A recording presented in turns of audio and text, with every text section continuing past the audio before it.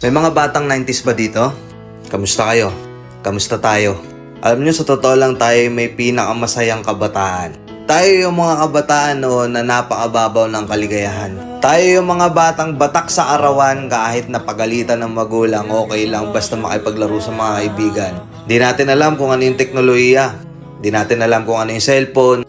Di natin kilala si Coco Melon. Kontento na tayo sa mga laruan natin at sa kung ano yung meron. Tayo yung mga batang halos makompleto natin lahat ng laruan sa Jollibee at McDo. Bumibili tayo ng tig-pipisong laruan baka sakaling may laruan doon sa loob.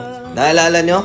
Noong mga panahon, naghahanap pa tayo ng gagamba kung saan-saan. Naghahanap tayo ng mga sanga ng puno para makipaglaro ng baril-barilan. Kukuha tayo ng gulong sa tabi-tabi tapos pagugulungin lang natin kung saan-saan. Mabibwisit tayo kapag hindi tayo pinayagan ng magulang natin makipaglaro sa mga kaibigan natin sa ulanan. Tayo yata yung mga huling batch ng mga bata na nakikipaglaro pa ng tagu-taguan. Sa totoo lang, di ba? Real talk. Tayo yung mga simpleng batch ng mga bata. Tayo yung mga batang napakasimple lang ng kaligayahan. Pero yung mga batang yun ngayon, nagsilakihan na. Nandito na tayo sa tunay na hamon ng buhay. Yung struggle natin, ibang-iba.